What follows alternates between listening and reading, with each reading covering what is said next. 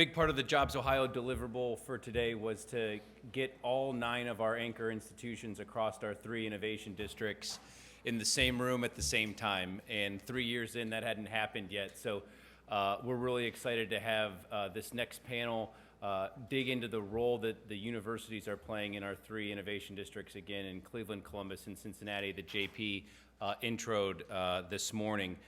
Joining us to moderate this panel is a life science real estate expert and innovation district expert, Suzette McKinney from Sterling Bay Developers. Suzette is a staple speaker on these matters throughout the country, and we're really excited to have her lead this for us this afternoon. Please welcome Suzette McKinney.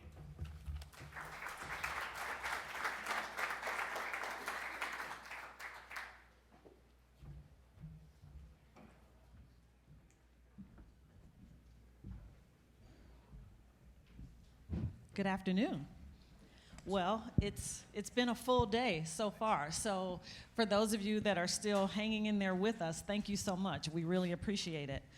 I am really excited to dive into this panel discussion primarily because I get to engage in conversation with 3 additional just really bright minds here across the state of Ohio and hear about the work that's going on within their universities and what it's going to take for innovation district creation, the augmentation of life sciences innovation districts here in Ohio, and what they are each doing to contribute to that. So why don't we get started? I'll just ask each of you to introduce yourselves, and then we'll jump right in. So Ryan, why don't we start with you and go straight down the line?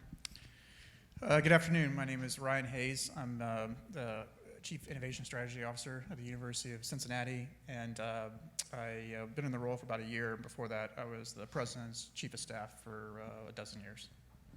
Good afternoon. Good to see everybody. I'm Peter Moeller, Ohio State University. I am a geneticist, and I work on cardiovascular disease in little kids. I'm also the Executive Vice President for Research, Innovation, and Knowledge, and for about a month now, I've been the acting president of the Ohio State University. Good afternoon, everyone. I'm Michael Oakes. I serve as a Senior Vice President for Research and Tech Management at Case Western Reserve. I'm in the role just over a year. I spent 20 years at the University of Minnesota before coming to Case. Nice to be here. Great, thank you all. So for the first question, I'm going to ask all 3 of you to address this question. Essentially, why don't we start with having each of you just talk to us about what you've been working on within each of your respective institutions in terms of research priorities and accelerating innovation. Michael, you want to start us off? Sure. Thank you so much, Suzette. So Case Western Reserve University, of course, is a prestigious, historically strong research institution. Been there about a year, followed the current president, who was at Minnesota for 8 years, followed him over to Case. And what we're really trying to do is to grow the research enterprise. In fact, my FY24 strategic plan just said grow research enterprise, period. And he said, that's terrific, and filed it. So what are we trying to do? Well, we're trying to elevate the whole impact of Case Western Reserve University on Northeast Ohio in particular. And for those of you who know Greater Cleveland, you won't be surprised, healthcare, health tech, life sciences is a major pillar. It is the lion's share of our research enterprise. And we're doing many things in that space. I'll be brief, but I'll come back to that. The other thing we're doing is to elevate the non-health science side. And since we're in Northeast Ohio, I've been driving an agenda strongly on sustainable manufacturing. Ohio builds stuff, we should build it and be smart about it to protect the environment. So really 2 major pillars. One is life sciences and medical stuff. The other is sustainable manufacturing, and all that implies, including the application of AI and other sensor technologies into manufacturing. We received one of the NSF Engine Development Awards to drive sustainable manufacturing, so there's a whole lot of activity. The other thing we're doing, we'll talk a little bit more about it shortly, is to much better engage with our corporate partners, engage in our innovation ecosystem, and all kinds of activities there. We're building a new science and engineering building, this fabulous, $300 million thing. We're renovating a building that we took ownership of to become a startup incubator to really develop an ecosystem in Greater Cleveland, not just for Case, but for our friends. So just quickly to come back to the Life Science Innovation District, of course, we have terrific hospital partners in Metro Health and University Hospital and the Cleveland Clinic, and we drive the so-called, well, it is the Innovation District, which is really focused on healthcare, health tech, and biotechnologies. My boss, the President Kaler, and I are trying to expand that. We have some other land. We want to grow into that space and really lean in. We're, of course, doing really cool things with cellular and vector therapies. And we think there's a lot of opportunity. So, Suzette, I'll stop there. That's what we're trying to do, and anyway, happy to be here. Great. Thank you, Michael. Peter. Sure. So 3 big areas for us as well: R&D, innovation and commercialization, and I think third, economic development is land grant. We want to make sure that we take all these and put them all together and make sure that we're supporting the citizens of Ohio. I think a big piece that we've been working on, to your question, is really taking a very close look in the mirror to figure out, why have we struggled in a lot of cases to move things from the R&D piece to that second bucket of innovation. And I think a lot of what we can talk about over the next few minutes in terms of what we're doing in the Innovation District is making sure that we're self-critical. And I think a big piece of that we continue to work on is how do we bring the folks that are in the audience today into Ohio State to make sure that, one, that we have a very good sense of what we think is good. A great idea, as we heard in the last session, that doesn't necessarily mean a good product. And then how do we get early seed? How do we make sure that we have development of ideas into prototypes, into talks data, into things that we can move to the outside? So I think, again, a lot of what we were doing is we were very much on an island, not realizing we were on an island. And I think the big thing that we are going to really try to engage this group and others is we'd like to build these bridges, get you closer, and have you be critical of our ideas so we can get these to market faster. Fantastic. Thank you, Peter. Ryan. I think Peter's answer pretty much summarizes it. I mean, we also felt like, taking a look in the mirror, we were a little bit of an island. I think that's a great analogy. So we have an internal strategy, and we have an external strategy. Our internal strategy is just to be easier to work with. And so we're really trying to create that easy button, remove the friction from working with the university. We really see our role as sort of a concierge service from industry to academia. And then externally, just to be a better partner for the ecosystem. We weren't doing enough in that regard. So our colleagues with Ready, CBC, Children's is here. We just want to get more integrated into the great work that was already in place by folks that have been doing it for several years. Great. So that's actually a great segue to the next question that I have. And Peter, I'm actually going to address this question to you, but first I'll say, for a long time, life sciences innovation districts were recognized for the advantages that they bring to businesses. Everything from small startups to the larger, more well-established life sciences companies. But I think in recent years, there's been more acknowledgement of the advantages of life sciences innovation districts to the broader ecosystem, as well as to the communities, particularly underrepresented communities. So we've heard about what each of you are doing in your individual institutions, but from your perspective, Peter, is there anything that your 3 institutions, or even others outside of the 3 Cs, should be doing or could be doing to grow the attraction of Ohio as a major life sciences ecosystem, working collaboratively, of course? Sure. I'll start, and I'm sure my colleagues and you probably have a lot of ideas as well. So we've taken a little bit different approach, even in the last couple of years since the pandemic, is to not think about our innovation district as an Ohio State innovation district, but to really think of it as an Ohio innovation district. We've focused on solutions to critical ideas. And so when you go to our innovation district, the new buildings, you won't see a department of this or a college of that.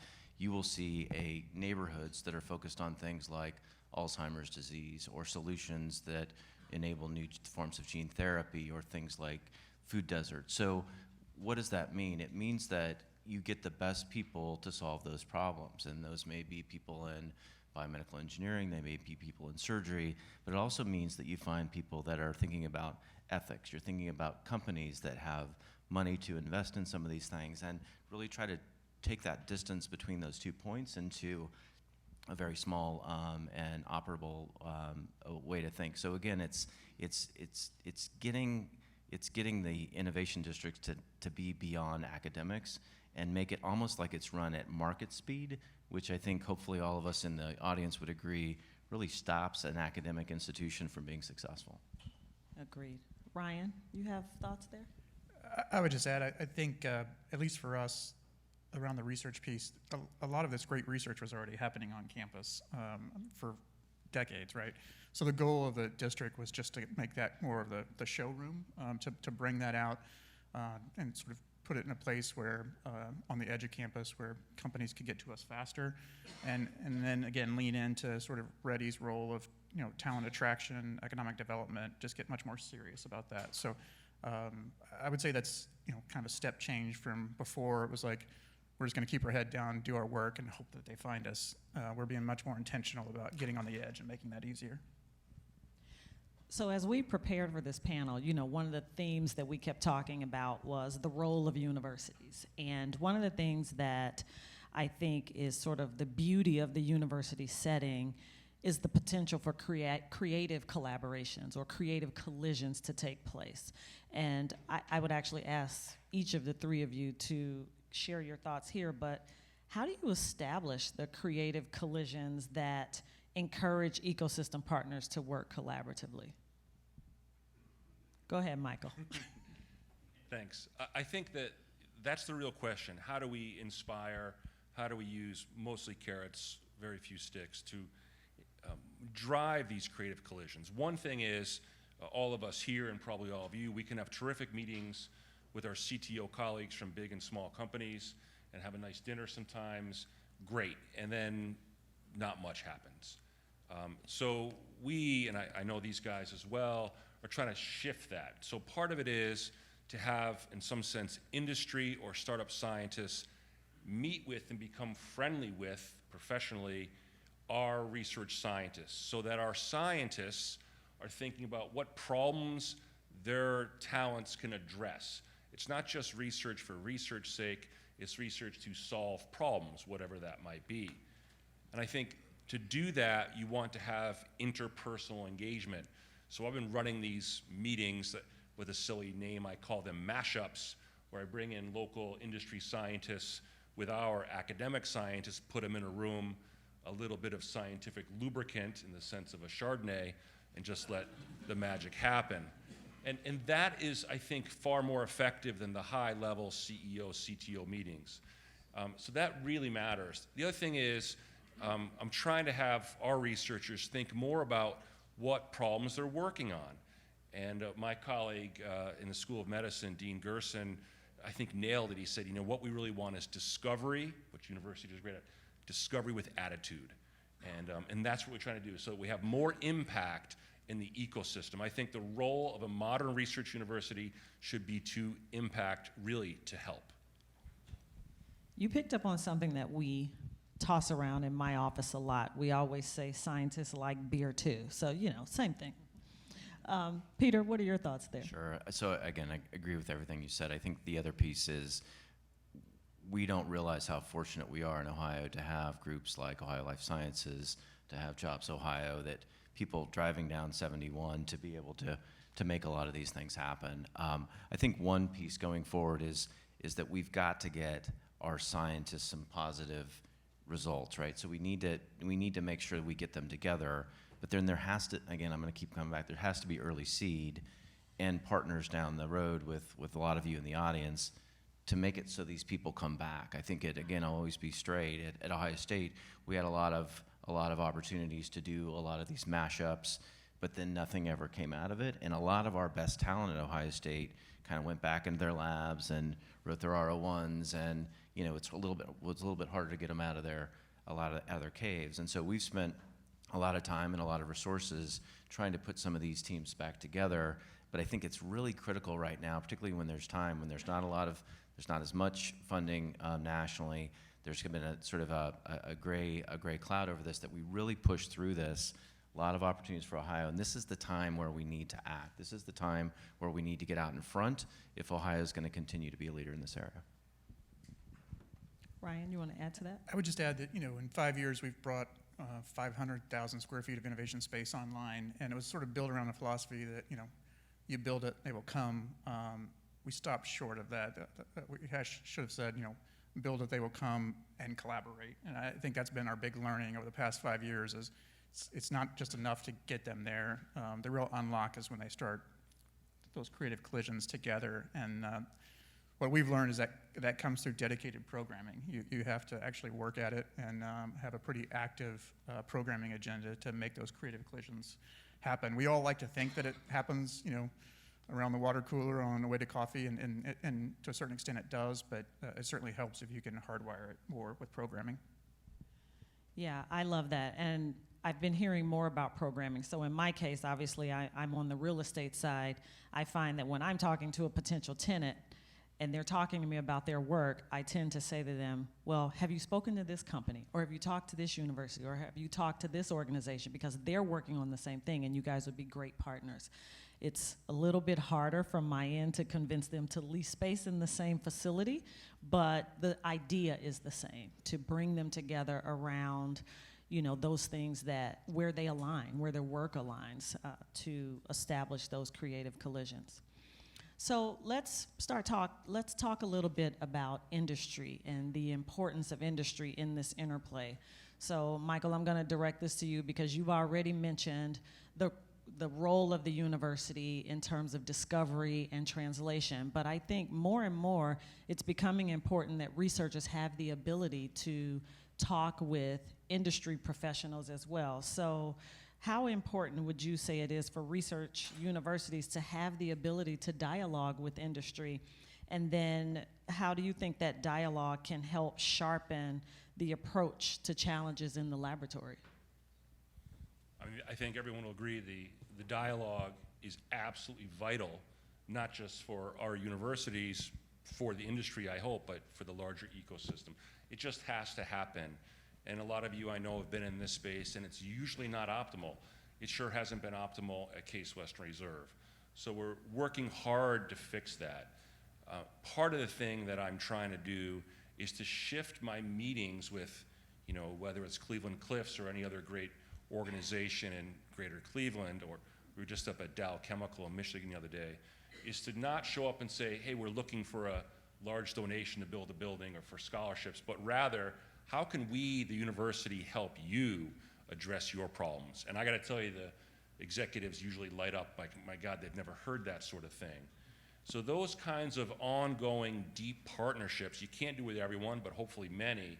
And really, I mean, as Peter said a moment ago, you've got to, I spent a lot of time in Minnesota, so you gotta put the puck in the net.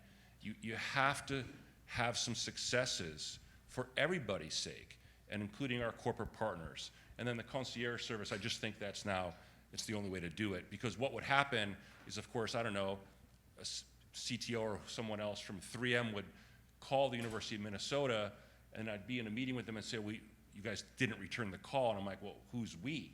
Because the university is this chaotic, crazy place, which is a feature and a bug. But if you can have some organization of the medical school, the engineering school, whatever, is somehow engaged, I think that sharpens it. And it makes it much easier for our corporate partners to understand where we're coming from and what we're trying to do collectively, even if there's a little bit of noise in the system. Who else wants to comment on that question? Ryan, you have thoughts there? The way we talk about this with our team is, the faculty members are the rock stars, right? Just keep them on stage, keep them doing their thing, and then we're all the support around them, right? And so we have to be that easy button for them. So their conversations with industry, that's been going on for decades. We don't want to pretend like we're the ones that created that, but we can make it easier for them. And then more importantly, we can also scale it, because I think, oftentimes they're so busy with the demands of research, teaching, and service, they just don't have the ability to meet as many folks in the community. And that's really our job, is to create those connections and bring them back and do that matchmaking. And it sounds relatively simple, but like I said, universities, we historically haven't made it very easy to work with us. And I think being much more deliberate in that discipline of following up, like Michael said, I think is so critical. So many times you have these meetings, everyone gets really excited. and then it's crickets, right? And we're trying to dispel that myth. I'll just add just one quick thing. I think Sure. for all of us, this is not just about Cleveland, Cincinnati, or Columbus. This is about ecosystem building. And so this relationship with industry, I think, is super critical for where we are going as a state. That, when we think about venture, when we think about jobs, if you're out, at Dow, or you're in California, we need to get these companies to come to Ohio. And again, that's the way we get additional jobs, additional opportunities for IP, additional downstream. So I think it's beyond simply what's happening in our own universities and our own labs, but it's this broader piece of how do we think about 5 to 10 years from now of the larger ecosystem in Ohio. And if I might just jump on that, one of the Please. things that we haven't talked about, which is vital, maybe you'll get to it, is not only the IP, the tech, and the professors and grad students, but it's also the talent pipelines. And so all of us are producing tremendous talent of young people, and that is very attractive to our corporate partners. Michael, you were just all over my list of questions over here, like that was the next one. But no, thank you for that. But I would, Peter, I'm going to go back to you sort of as a follow-on. I mean, talk a little bit more about how this dialogue with industry can help investment in the work that's taking place within universities. I hear a lot about companies wanting to come into universities and go directly into labs to hear from the researchers about specific science that they're working on. So talk about that a little bit. Yeah, if you will. I think we've covered a lot here today. Is that those relationships and sort of deep relationships where you can get past the you're going to fund lab meeting, or you're going to do getting past the philanthropic piece to have deep conversations where they're willing to tell you things that you may not want to hear, or things that you might want to hear. I think the other piece I would say is very critical is that we have great groups across the state of Ohio, whether that's Rev 1 or Cincy Tech, or folks like Mike Triplett who run Carmen. Having those sorts of people in that conversation with you allows you to get a little bit more true advice of to translate. Sometimes good doesn't necessarily mean good, and you're almost there as often you're not even halfway there. Great, thank you. So Ryan, I'm going to come to you now. Let's talk about time and the length of time that it takes to actually bake a successful innovation district. So when I go out and I do talks and I talk about innovation districts and I talk about regional success in the life sciences, I always talk about the need for the presence of essentially 5 key demand drivers. Access to talent, which Michael just mentioned, access to top research universities, top hospital systems, and the presence of or access to VC funding as well as NIH funding. And now you can sort of add NSF in there because we're beginning to see a lot more activity there. Do you really think, well, first of all, I would say Ohio has all of those features. Does it really take 20 or 30 years to bake a successful innovation district?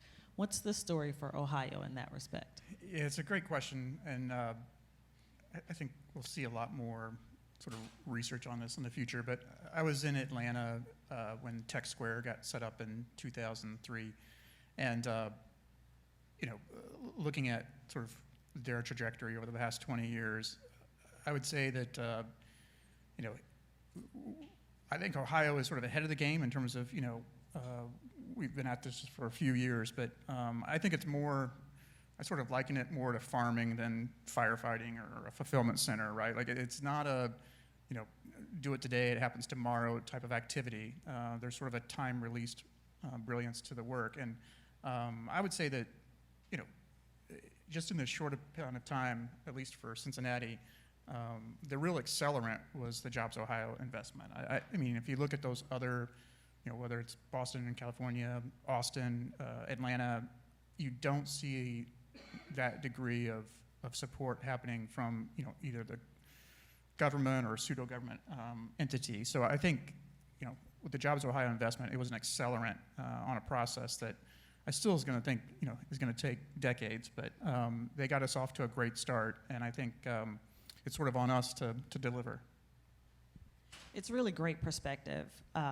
As was said in the introduction, I travel all around the country, speaking and visiting innovation districts, and in my experience, the most successful regions that I've seen are the ones where the local and state government have made an investment, in addition to the venture capital funding and some of the other, more federally generated dollars. So right on there. Any other comments before we go to our next?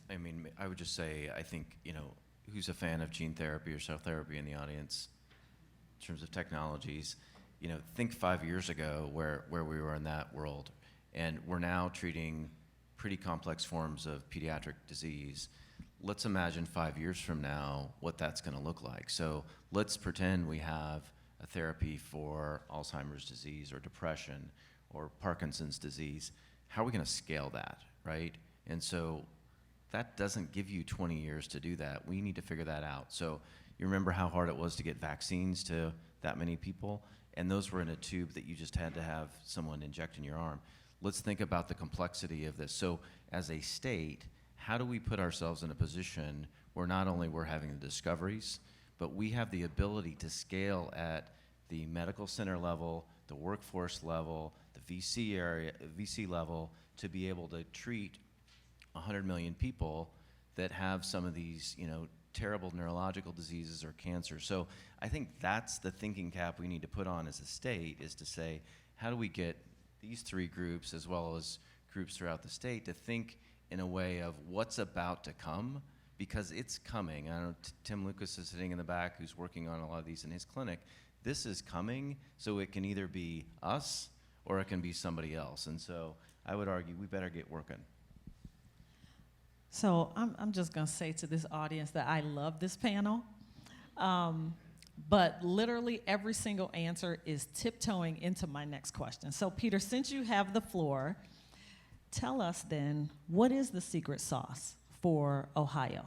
What's it going to take here to achieve what it is you are aspiring to do? So I think the first thing is, I think we have the alignment at the highest level. So I think that as scientists, all ourselves, we don't need to convince the governor or the lieutenant governor or JobsOhio or Ohio Life Sciences, or we're already there. So, we're 3/4 of the way there. I think what we need to provide the state is, how do we align around everyone in this room to get across that goal line, and what are things that we can do that, even if it puts our own institution at the end of the line, we all work together to say that bigger prize is going to make Ohio or the Midwest a place where, everybody wants to come here, everybody wants to work here, our schools continue to get better, our workforce continues to evolve. And I think that's what the great thing about this group, this has been a great day, and I look forward to future ones like this. Great. Well, I haven't heard a lot today about the economy, so let's just go there. Obviously it goes without saying that the current economic environment is affecting the ability of life sciences innovation districts to really grow and flourish. And, for those in markets that are considered emerging, it's been even more difficult. Interest rates are high, banks affiliated with the industry have failed, and investment has slowed. But we know that spigot of investment is going to be coming back online very soon. So Ryan, I'll start with you. What needs to happen for Ohio to be ready when the spigot turns back on? So I'll take it more from the university side. I think while those dynamics are happening, within the larger macroeconomy, I think for higher education, federal funding seems to be on the uptick. Some of our universities are actually growing. I think our ability to be ready to meet that moment with an abundance agenda around research, an abundance agenda around sort of the talent side. To Peter's point, there's no reason to wait, and in fact, I think there's going to be a disadvantage for waiting for the perfect moment to come. I don't think it's a matter of timing it. I think it's a matter of just getting even more hungry about our agenda. That's why it's so important to have groups like JobsOhio and Ohio Life Sciences to keep that top of mind, right? To keep that drumbeat, to left to our default position, we go back into our silos, right? We see that on our campuses, but we also see that across the state. And it's groups like these that force us to, to Peter's point, alignment. I mean, that's going to be our, when people from outside of Ohio, I moved here from New Jersey, when people ask me about, what's Ohio's unfair advantage, I often point to JobsOhio, because I think, as a state, they hustle, right? I mean, if there's one thing they do, they hustle. And I think it's that spirit, if we can kind of inject that into our work, and again, keep alignment top of mind, that's the only way we're going to win is, I like playing the underdog position, and I think as a state, that's sort of where we are, and I think we just need to lean into it. Other thoughts? I'll just say that one of the things that I think universities have struggled with in this space is risk aversion in regulatory apparatus, risk aversion in scientific discovery and things like this. Some of you probably know that NIH grants are generally intellectually conservative. So part of, I think, the secret sauce to success in this, I think, terrific moment for investment, large investment for problem solving at scale, i.e. innovation, is to begin to be more comfortable taking risks with our scientists, with some of the federal grants we get, and I think JobsOhio and other groups, of course, are just terrifically positioned to help us think about that. University people tend to be more risk averse, and I think those days need to slow down. Yeah, I love the term that you coined, Ryan. I may actually steal it, but this term around abundance agenda, because I don't think that many of us in the innovation district space really sort of think about it in that manner. But considering, the current climate and where things are now, I actually really like that term. But speaking along those lines, and we've talked a lot about collaboration, we've talked a lot about ecosystems, we haven't, and we've spent all of our time talking about the universities, but we haven't talked much about healthcare. So sort of add that in for me. What's the university role in engaging healthcare and bringing them into some of these creative collisions and partnerships that we've talked about? Peter, why don't we start with you? Sure. I think that's where you start. I think you need, for this audience, we need to figure out what are the questions, right? And I think that means engaging, the docs and the healthcare systems to understand what are the biggest hurdles, what are the biggest things that get us there. I think we saw a slide earlier that 5%, 5% of the people, cost the healthcare system 50% of those. And so, we've seen some, big advances in things for, obesity and diabetes medications over the last few months, which have really changed the system. So I think it's really understanding what the market looks like, and I think what the opportunities look like in areas like neuroscience, cancer, skeletal muscular disease, things like that. Michael, you have thoughts there as well? Well, Peter's right, of course. I'll just amplify the other challenge we have in healthcare space is generally we have a healthcare system for acute care with a chronic condition population, and those are generally at odds. So that's where the sort of social determinants of health and all that other apparatus comes in. And so the health tech that we all generally think about is sort of addressing a problem that comes up. The prevention side is slippery and tricky. It's been worked on for a long time, but I think somehow the universities especially have to play a role in moving the needle in that space despite its stickiness. Ryan? I would just add that, so I'm not a healthcare expert like them, but I would just say that at least for our experience, I would say our healthcare community, and Dr. Pancioli is a great example, the talent there is off the charts. What's not keeping pace from my perspective is the technology and the innovation. And I think that's what we have to wrap our arms around, specifically when it comes to UC Health or, Children's obviously number one in the nation. It's the rest of the community around them that needs to step up and say, okay, you're competing at the highest level from a talent perspective. How do we get you the technology, the innovation, sort of the workforce to, enable you to continue to do that at the highest level? Agreed. So we've talked entirely about the 3 C's, Cincinnati, Cleveland, Columbus. Michael, talk about the potential for other parts of the state. What thoughts do you have for your colleagues in other areas? Yeah, so I think that's a superb question. How do we as, the 3C research leaders engage with partners around the country and, the state certainly, maybe the country too. But work at Bowling Green, Kent, Youngstown, just so vital. The stuff that's going on right now in East Palestine around the spill and cleanup, certainly vital, and it's a big collaborative effort. So it's also true that the community colleges play a terrific role. Up in Cleveland, we have Lorain County Community College, this amazing institution with not only talent pipelines into Case and everywhere else, but also manufacturing facilities for semiconductors. So it's these conversations broadly that I think are driving talent, of course, opportunity structures, and I know that all of us don't just think the three C's are the ones that matter. That'd be a huge mistake. I've never seen it happen, but that engagement across the landscape of the state is vital. Peter, would you add to that? No, nothing to add. I mean, I think we owe it to to ourselves as a state. Talent's going to come from everywhere, and I think I think the governor, lieutenant governor, announced this morning, a new thing in air mobility out of Dayton. I think if you look at the talent coming out of Air Force Research Labs for Human Performance, that relates to this exceptional talent, and I think we need to engage more.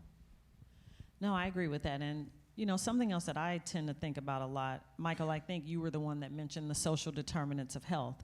I also think about, communities that are experiencing the challenges with the social determinants of health. And I think just engagement of people that are living that daily experience can also be quite valuable when universities and healthcare institutions come together to begin to, try and implement solutions to some of those problems, being able to get firsthand accounting of what those experiences are from people who are dealing with them day in and day out, I think is also very valuable.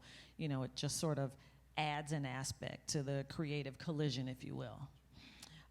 So I do have one other question, but before I get to that question, I want to give each of the three of you an opportunity to, talk a little bit about something that is happening within your university, something you've been working on or some of your colleagues have been working on that is particularly exciting right now. And I know that wasn't one we planned. It's kind of a curveball, but I, as someone who does not live in Ohio, I've been incredibly inspired today hearing about so much of the success and all of the work that's taking place here in Ohio. So I'm just selfishly trying to hear more of that. Who wants to start? Oh, sure.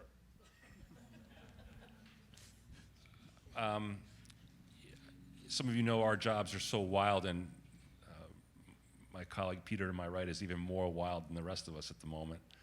I'm working on, lots of things, but one thing maybe I'll just say that I'm really excited about is this new interdisciplinary science and engineering building we're standing up at Case. A $300 million thing, but it'll be a beautiful building and all that with glass and cool things. But I think what's really interesting is the sort of cultural model we're trying to build in it, which is to say researchers from physics, from biology, from biomedical engineering, AI, and so forth in the same building where we are designing with these amazing architects how they'll bump into one another, how they'll see each other, how they'll be aware of each other. And I think that's really the modern research university. The old model of, the cartoon of the professor with a lab coat with a bunch of test tubes in a quiet office is gone. And so the modern work is collaborative, it's inclusively excellent, and it's engaged to the community. So that's very exciting. And then what we're doing at Case, again, small part, just 100 yards down, we have a maker space for prototyping things, and across the street, a technology commercialization incubator. So it's that ecosystem that I think is exciting, and it's not just for Case, it's for the region or beyond, and in partnership with our terrific hospital partners. So it's those kinds of things, attracting talent, being able to attract the best professors from Ohio State, bring them up to Case, and have them have a great life and career. I'm teasing Peter. I'm but you get the surprised point. he didn't correct you and say the Ohio State. The Ohio. Yeah. So anyway, the point is to attract a talent to Ohio, to Northeast Ohio in my case, give them opportunities and let them flourish. And sure, it's brick and mortar, but there's so much more culturally about that. That's what I'm really passionate about. That's wonderful. Go ahead, Peter. Yeah, that's fine. You can have one or two of them back. We've got the rest of them. So I think one thing we're excited about, there's a lot happening in behavioral and mental health problems as we all know. And so many of you have heard of Framingham. Framingham Heart Study was started, what, Aaron, I don't know, over half a century ago, to understand, what are the causes of cardiovascular disease. And so we've started with a number of partners across the state, what we call SOAR, and this is to get and understand what are the determinants of behavioral health across the 88 counties of Ohio. And so understanding what are the biomarkers, great deep imaging data, what's happening in their families, what's happening with their sort of the drugs they take, what's happening in their schools and their communities. And so really excited to think about something as a state where we can continue to understand, what are the issues, but how can we create solutions even at the zip code level, because it's likely going to be very different solutions as we move forward. So that's a fun one that we have that we've just started, and I'm excited to see that go forward. That's great. Ryan? So on Friday, we're going to have our first ever, I know plenty of other institutions are far ahead of the curve on this, but we're having our first Founders and Funders Summit on campus. So 115 founders and funders back for the first time, bringing them all together. And it's really an opportunity to create more of a network with them so they can come back and mentor students, serve as guest speakers and various things. And so we just hadn't had that entrepreneurial network of alumni like many institutions. And I would say if you want someone who's doing it really well in the state, Miami University is a hidden gem when it comes to their entrepreneurial program. They've done amazing work there. And so we're really excited about leaning into this. Obviously, in our College of Business, entrepreneurism has always been a significant area of focus, but what we're starting to see is a tremendous appetite across the rest of campus in terms of the student body, especially around engineering and our design, art, and architecture. So getting those alumni back to campus and getting them to see that entrepreneurship has really taken hold in other parts of the university, we're really excited about what that could unlock for us. Great. Thank you all. So as we close, and I promise this is the final question, share with us your perspectives on what's next for Ohio, whether that's your hope, your dream, your prediction. What's next? Ryan's still thinking. Go ahead, Michael. Look, I see the future of Ohio as extremely bright. There's so much happening, and being here for just over a year, it's been so fun to experience all of the tremendous activities across the state. The thing that I see about Ohio is an energy, interest in growing, certainly in life sciences and beyond, but especially the leadership. And so my sort of parting thought is that none of this will be successful without leaders like you and maybe us, but you have to have champions, as you all know, to push through the friction, to push through the downtimes to succeed. It takes creativity, it takes risk appetite, and you just gotta drive it. And I think the notion of leadership, and I don't mean necessarily a single person, but sometimes, but collaborative leadership, open leadership, is really where the action is. And I think Ohio's future depends on that in so many areas. But I'm kind of bullish. That's okay. Go ahead, Ryan. Yeah, I honestly think, obviously many of you read Steve Case's work, The Rise of the Rest. I think Ohio's story, with the investments that's being made, to Michael's point, from leadership at all levels, we're really poised, I think, to be sort of supersized and supercharged. And I think, when he goes to write the kind of second book, I think it's going to be an Ohio story. Great. Yeah, Peter? and again, I think continue to focus. I think continue to be very critical. But I think that we have an opportunity to continue to push. A lot of agriculture in Ohio, a lot of manufacturing. We've got to push the R&D piece. And so I think as we continue to do this, as we develop it, we've got to keep it here. And so what are the ways that we can incent companies to continue to be here in Ohio? Awesome. Well, Ryan, Peter, and Michael, I want to thank all of you for being such a great panel. It's been my honor to engage in this discussion with you. And to the entire team at Ohio Life Sciences and JobsOhio, thank you so much for what has been an incredible day so far. So with that, we will make room for